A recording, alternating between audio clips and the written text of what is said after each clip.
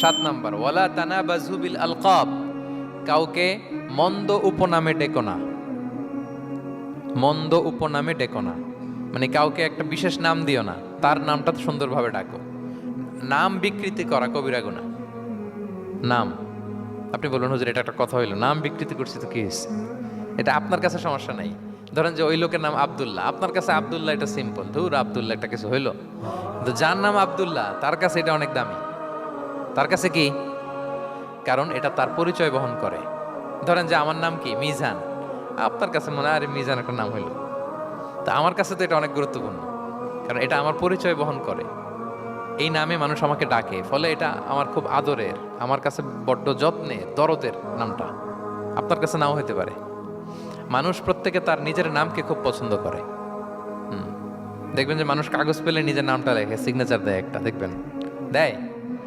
এরপর দেখবেন যে সি বিচে ঘুরতে গেলে বালুর মধ্যে নিজের নামটা লিখে, দেখবেন লিখে। শুধু তাই না, লিখে আবার একটা লাভ আঁকে, লাভ চারদিকে আঁকে। কেন আঁকে? কারণ এই নামটা সে পছন্দ করে অনেক, এটা তার কাছে গুরুত্বপূর্ণ, আপনার কাছে নাও হতে পারে। এজন্য প্রত্যেকের নামটা তার কাছে খুব আদরের, যত্নের। তার নামটা আপনি সুন্দরভাবে বলবেন। নাম আপনি বিকৃত করতে পারবেন না। এটা কি গুনাহ? সগীরা, কবিরা গুনাহ। এটা আমরা সমাজে করি, নাম বিকৃত করি না। নাম বিকৃত করা যাবে না। ওয়ালা তানাবাজু বিল আলক, মন্দ নামে ডেকো না। আমাদের সমাজে এটা আছে। দেখবেন যে বাবা মা সুন্দর নাম রেখেছে আবু বকর, ওকে ডাকে বকইরা। আছে না এরকম? তারপর নাম রেখেছে ধরেন আব্দুল কুদ্দুস, ওকে ডাকে। নাম রেখেছে আব্দুল ওয়াক্কাস, ওকে ডাকে। এই বিকৃতি আপনি করতে পারবেন?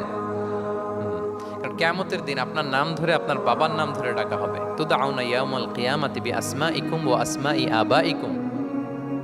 কিয়ামতের দিন তোমার নাম, তোমার বাবার নাম, যখন আপনাকে ডাকবে ফেরেশতারা, আপনার নাম এবং আপনার বাবার নাম ধরে ডাকা হবে। এজন্য রাসূল সাল্লাল্লাহু আলাইহি ওয়াসাল্লাম বলেন, ফা আহসিনু আসমাক, তোমাদের নামগুলো সুন্দর রেখো, তাহলে সেই দিন ডাকবে বল্টুর ছেলে কল্টু দাঁড়াও, তখন এই কোটি কোটি মানুষের সামনে আপনি এই নাম নিয়ে দাঁড়াবেন আর লজ্জায় পড়বেন। আর যদি বলে আব্দুর রহমানের ছেলে আব্দুল্লাহ, আসো, কত সুন্দর। নামগুলো ভালো আলেম দিয়ে ক্রস চেক করে, কনসালটেশন করে এরপরে রাখবেন। আর কাউকে মন্দ নামে কখনো ডাকা যাবে না। তার বংশের কোনো খারাপ কিছু দিয়ে তাকে ডাকা যাবে না। ধরেন একজনের বাবা ছিল চোর, কিন্তু তার সন্তান সে সৎ মানুষ হতে পারে না। এখন বাবার কথা কি আপনি চোরের পোলা বলে ডাকতে পারবেন? না, আপনি ডাকবেন না, বলতে পারবেন না, কারণ সে তো ভালো।